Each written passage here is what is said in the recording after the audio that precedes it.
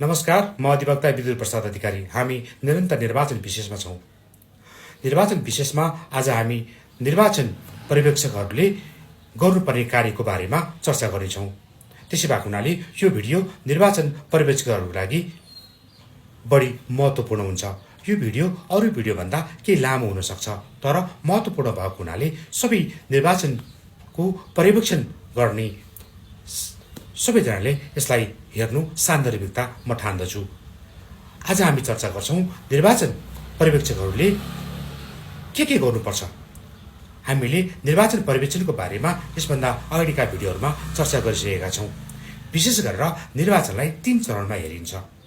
निर्वाचन अथवा मतदानको पूर्वको अवस्था, मतदानको दिन र मतदान भइसकेपछि निर्वाचनको परिणाम घोषणा नभएसम्मको अवस्थालाई सूक्ष्म रूपमा अवलोकन गरिन्छ र त्यसमा देखिएका कमी कमजोरी, राम्रा पक्ष, सबल पक्ष, सुधार गर्नुपर्ने पक्ष, राज्यले के सुधार गर्नुपर्छ, निर्वाचन आयोगले के सुधार गर्नुपर्छ, मतदाताले के सुधार गर्नुपर्छ, त्यसैगरी राजनीतिक दल तथा उम्मेदवारले के सुधारहरू गर्नुपर्छ, आम जनताले के सुधार गर्नुपर्छ जस्ता विषयवस्तुहरू निर्वाचन पर्यवेक्षकहरूले आफ्नो प्रतिवेदनमा समावेश गर्नुपर्ने हुन्छ।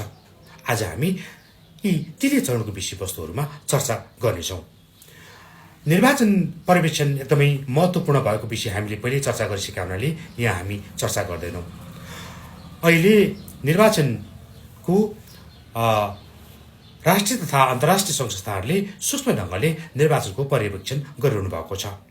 उसो भए अब निर्वाचनको चरणहरू के हुन् त? अब हामी चर्चा गर्छौँ। निर्वाचन पूर्व चाहिँ निर्वाचन पर्यवेक्षकहरूले निर्वाचनको के कुराहरूमा ध्यान दिनुपर्छ भन्ने विषयमा हामी चर्चा गर्छौँ। ध्यान दिनुहोला, यो यहाँहरूलाई पर्यवेक्षणको क्रममा अत्यन्तै काम आउन सक्छ। निर्वाचन पूर्वको यहाँहरू एउटा चेकलिस्ट बनाउनु पर्ने हुन्छ।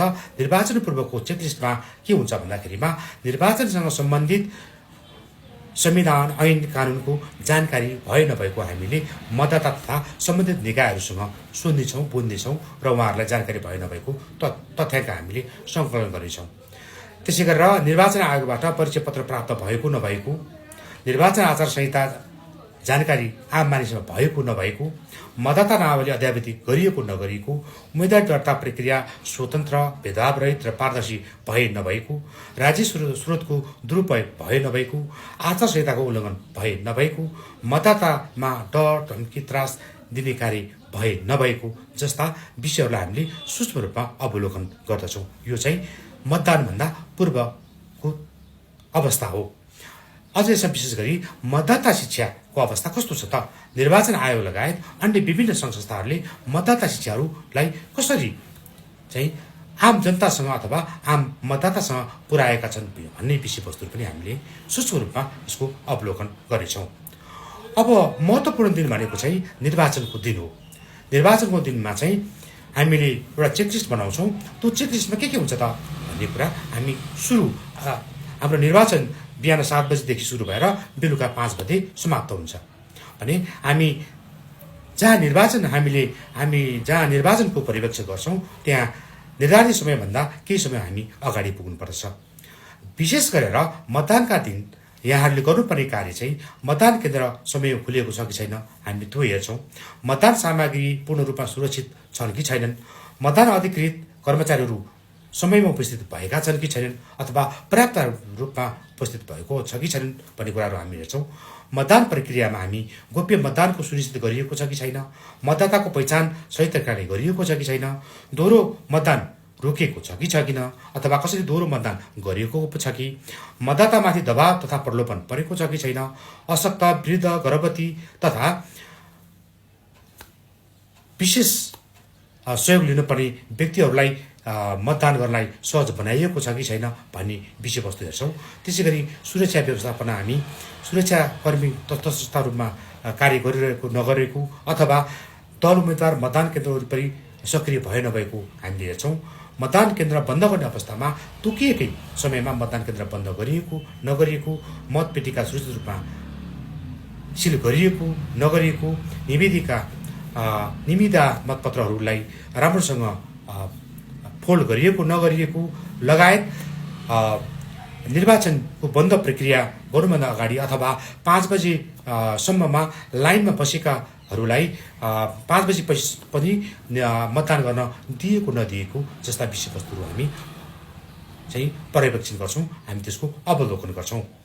अब तेस्रो चरण, यो चाहिँ अन्तिम चरण हो। अन्तिम चरणमा चाहिँ निर्वाचन पश्चात मतगणना स्थल सुरक्षित र पारदर्शी छ कि छैन, उम्मेदवार र प्रतिनिधिहरूलाई अवलोकनको अवसर दिएको छ कि छैन, मतगणना खुला र कानुनअनुसार भएको छ कि छैन, मतगणना कार्यमा पर्यवेक्षकहरूले निर्वाध रूपमा पर्यवेक्षण गर्न पाएका छन् कि छैनन्, नतिजा आधिकारिक रूपमा घोषणा गरिएको छ कि छैन, उजुरी विवादहरू भरे परेनन् अथवा त्यसरी परेका उजुरीहरूको विषयमा निर्वाचन आयोगले त्यसलाई कसरी लिएको छ, त्यसको सम्बोधन हुन सकेको छ कि छैन भन्ने जस्ता विषयवस्तुहरूलाई हामीले गहन रूपमा हेर्छौँ। र अन्तिममा हामी निर्वाचनमा खटिएका निर्वाचन पर्यवेक्षकहरूको महत्त्वपूर्ण कार्यहरू भनेको के हो भने हामीले निर्वाचनका बेला अथवा हामी निर्वाचन पूर्वको अवस्थामा भन्न खोजेको मतदान पूर्वको अवस्थामा, मतदानको दिनमा, मतदान पश्चात पनि त्यहाँ भएका गतिविधिको बारेमा हामीले बोल्दैनौँ, हामीले कसैलाई पनि केही कुराहरू भन्दैनौँ। हाम्रो काम भनेको नितान्त अब्जर्भ गर्ने मात्रै हो। अब हाम्रो बेहुल्ने बेला कहाँ हो भने जब हामी हाम्रो प्रतिवेदन लेख्छौँ, प्रतिवेदन लेख्दाखेरिमा चाहिँ हामी सबै कुराहरू लेख्छौँ। निर्वाचन आयोगको भूमिका, निर्वाचन आयोगले खेलेको राम्रा पक्ष अथवा उसका चाहिँ सुधार गर्नुपर्ने पक्षहरू के छन् भन्ने कुराहरू हामी त्यहाँ खुलाउँछौँ हाम्रो प्रतिवेदनमा। त्यसै गरी नेपाल सरकारको भूमिका, नेपाल सरकारको राम्रा पक्षहरू र सुधार गर्नुपर्ने पक्षहरू, मतदाताहरूको भूमिका, उम्मेदवार तथा राजनीतिक दलको भूमिका लगायत मतदाता शिक्षाको विषयवस्तु र यदि कुनै कानुन अथवा आचार संहितामा भएका विविधा अथवा आचार संहिताले निर्वाचन प्रक्रियामा कुनै बाधा अवरोध गरेको छ भने ती विषयवस्तुहरू पनि हामीले प्रष्ट रूपमा खुलाउँछौँ।